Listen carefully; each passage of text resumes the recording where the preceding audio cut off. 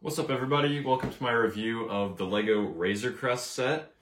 This is definitely my most anticipated set of 2020 and I just got this as a Christmas present, so I was very fortunate to get this set. The LEGO set number is 75292 and it is recommended for ages 10 and up, and the set also has 1,023 pieces. So it's a pretty big one here, as you can see by the pretty big box here, and it seems like it's pretty stuffed with pieces there. On the back of the box, you can see some of the play features that I will go over later in this review. It's got spring-loaded shooters, it's got storage for all of your blasters and everything. It shows the cockpit where you can fit your Baby Yoda as well as Mando in there, which is pretty cool. And it's also got some storage areas. You can open up the back of the Razor Crest, and you can even fit Mando in there. There's a little sleeping quarters there that you can have him, take a little nap in there, which is pretty cool. And yeah, I am just super excited to build this set, and let's get into unboxing it. Alright, so let's unbox this set. Usually I always open my boxes from the left side where all of the set information is, but that is just me. So we got 2 pieces of tape here on the side.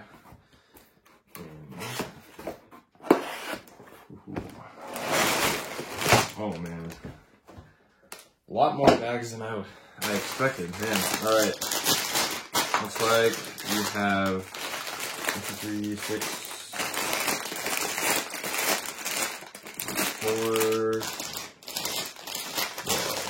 4. Alright, looks like we've got 6 total numbered bags here, and let me just arrange this so it looks a little bit better.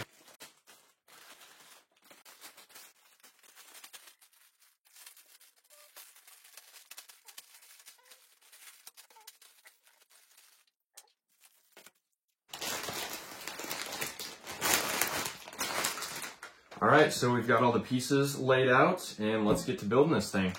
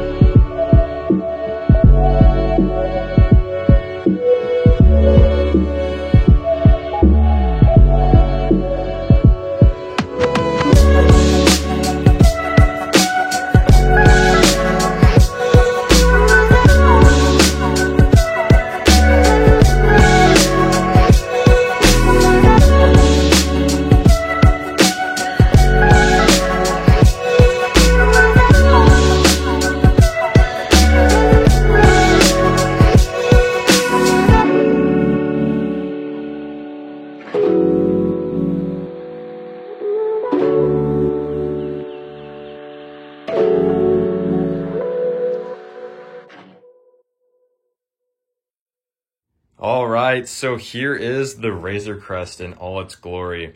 This was such a fun Lego set to build. Just the techniques in general were just so intricate and interesting, and it wasn't one of those builds that was, you know, like super repetitive or anything like that. You know, it was something different on each little section that you build, and it was really enjoyable. And so first off, I'm just gonna, you know, take a quick overview just around the Razor Crest, just so you can take a look at all of that detail in there. You got some little black grill pieces for some of the greebling there. And I will go over all of the like play features and everything like that after we take a look at the minifigures. But first, just wanted to have you guys take a look at this set overall. So yeah, and the cockpit piece is actually printed. So that was very nice. I like all of those sets that have stickers on the cockpit piece are very tedious to put on, and you can never get it right. So I'm very glad that they printed that piece as well. And I believe this is a new sort of curved dome piece here at the top. I've never seen that before in a Lego set, but maybe I'm wrong. But it just looks like a new piece. And then we have the turrets out front here, as well as the engines.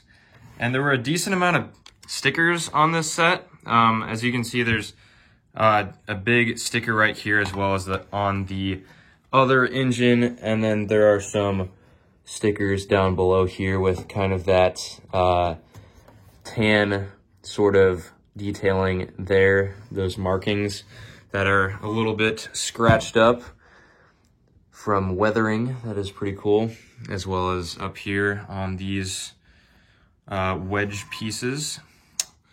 So yeah, and then also the back. I don't think I showed you guys that yet. So yeah, that is just a quick overview of this set, and now let's get into the minifigures. All right, so our first minifigure here is, of course, Mando, and this is his armor before he upgrades to his full Beskar armor, but it is still pretty detailed and looks pretty darn cool.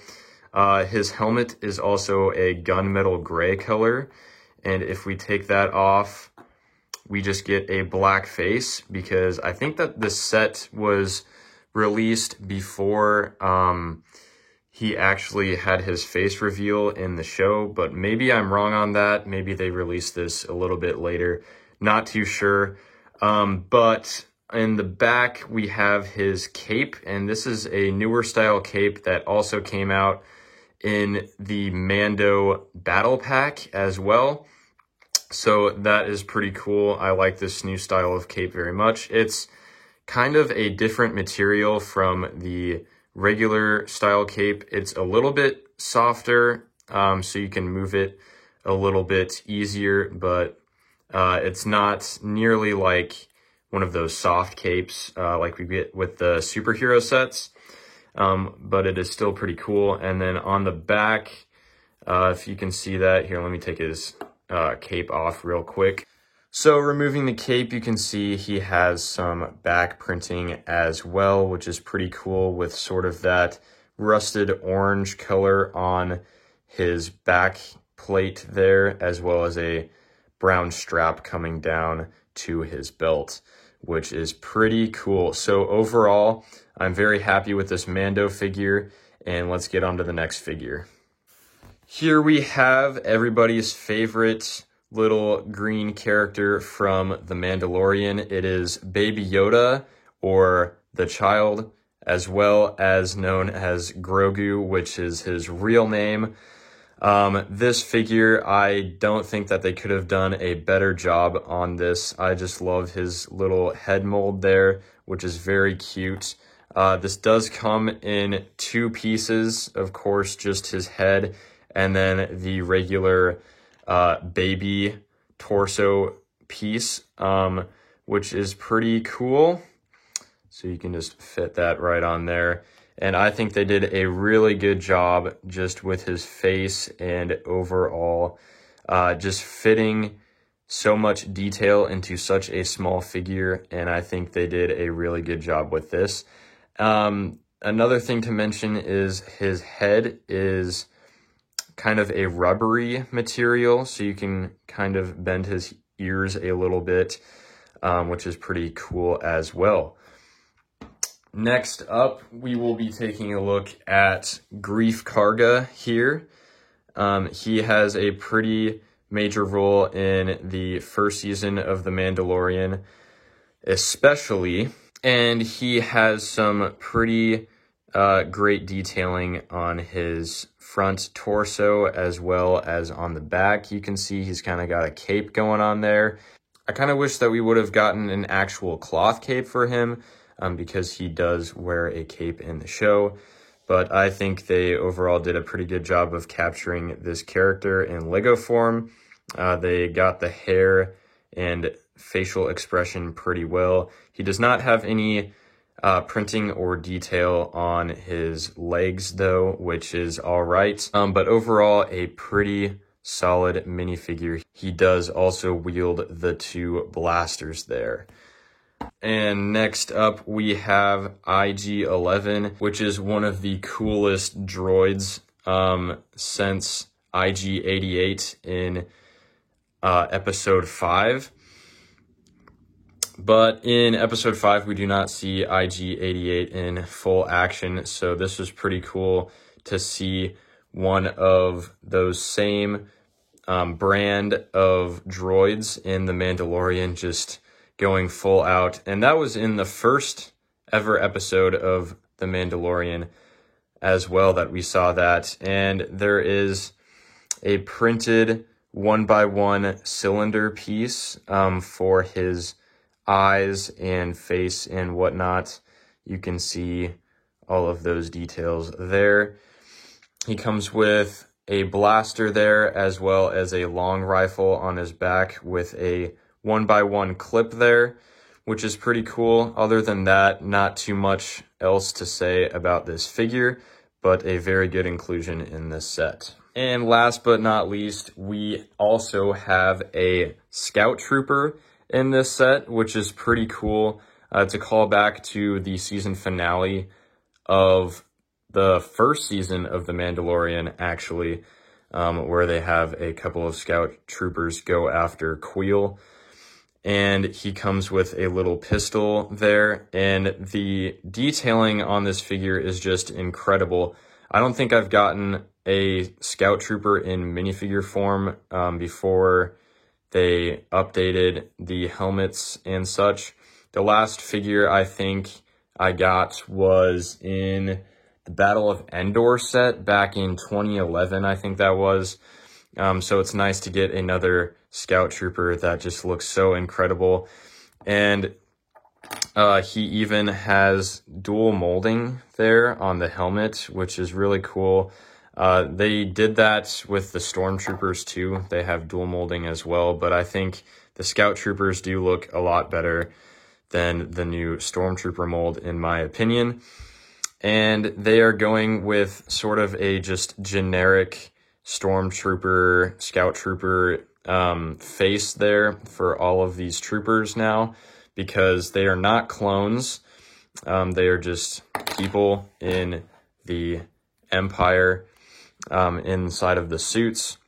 So I think that's pretty cool that they just throw out a random generic minifigure head for all of these troopers. Other than that, there's not a whole lot to say about this figure. I just love the new mold for the helmet there. And then I also forgot to mention the back detailing, which is pretty cool. He's got a little, not really a jetpack, but I don't know what you want to call that, just kind of a backpack sort of thing going on there in the back, which is pretty cool. So that is it for all of our minifigures. And now going more in depth into the Razor Crest. You can see in the front here, there is this 2x2 modified clip piece there that you can lift up on and remove the cockpit there. There are 2 seats there, as you can see. Let me get you a better look there. There is a control panel, which is pretty darn cool. And you can even take your Mando figure and put him right in there. And there you go. You can fit him right in there. And you can even put your Baby Yoda right on his hand there. So they are both flying in the Razor Crest, which is pretty cool. And also, well, Mando doesn't have his cape on right now, but I really like how they put these type of chairs in there, because if they would have done, you know, a different type of seating, then his cape would easily get crushed. But this one, the cape just goes right over the chair, which is pretty cool, and I really like that. Also, this back piece can flip up as well, and there are 2 clips that you can easily store Mando's blaster. I also forgot to mention that when showing you guys the figures, but he does come with a blaster as well, his long-range rifle, which is pretty cool. They did a really good job actually recreating the look for that gun, which is pretty cool. So yeah, you can fit that in there.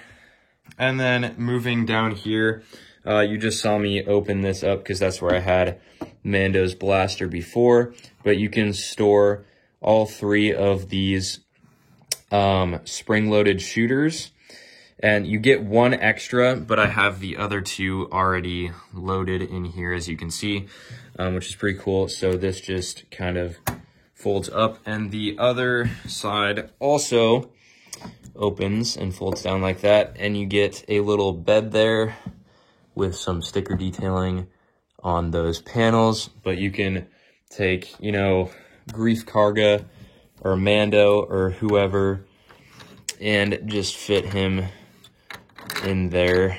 I can't really get my fingers in there, and you can fit him in there to go take a nap there, which is pretty darn cool. You got some sleeping quarters in there, and every single panel on the sides actually folds down. So while we're down here, I'll just have us take a look at that. So let's fold that one down too. And all of these flaps just fold down just like that, as well as in the back and on the other side too. So just like that. And this one and this side one. So it completely opens up, which is super cool.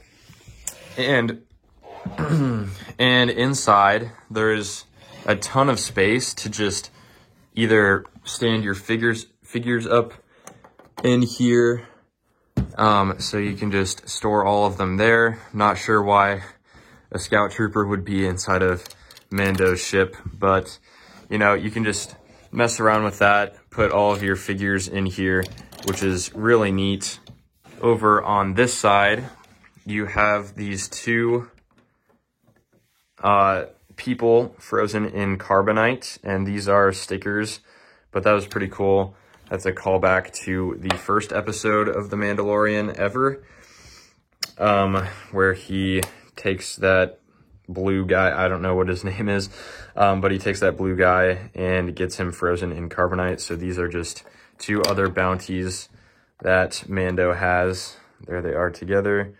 They are a little bit different from each other, and those are both stickers, but they're pretty detailed and pretty cool. And I really like how they just slide in here like that. If I can get this, yeah, there we go. So, yep, those just fit right in there, super nice, and you don't have to worry about them falling out when you are playing around with the Razor Crest either. They are pretty stuck in there, which is really nice. And like I said before, all of these panels just fold up like so, which is pretty convenient because you can fold all these down, you know, have a battle or whatever inside of the Razor Crest, and then easily just fold these back up.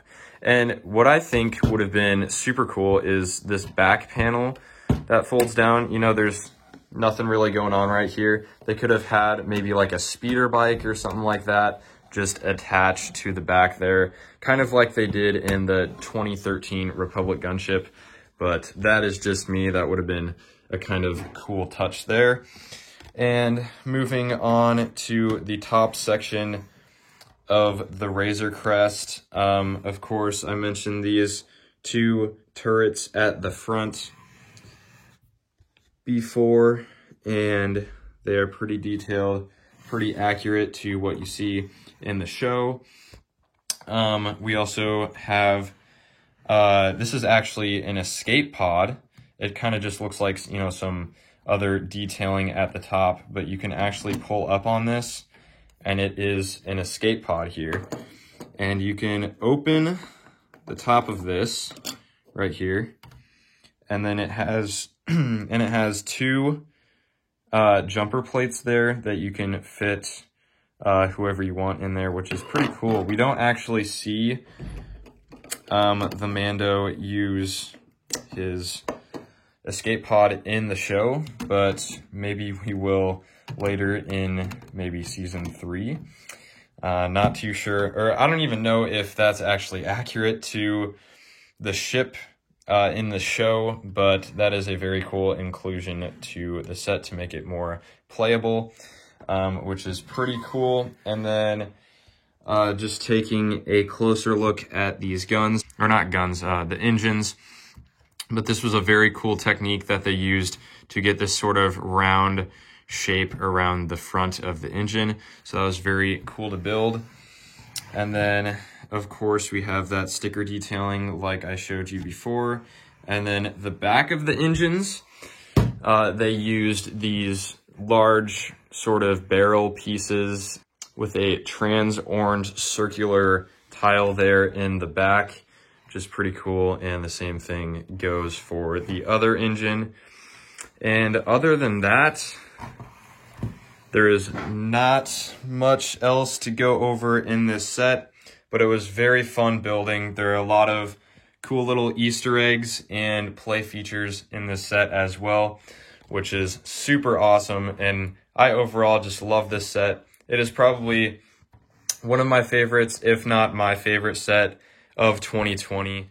All right, guys, so that is it for my review on the LEGO Razor Crest. Thank you guys for watching. If you like my content, please be sure to subscribe to my YouTube channel. And I hope you guys have a great day. See you on the next one.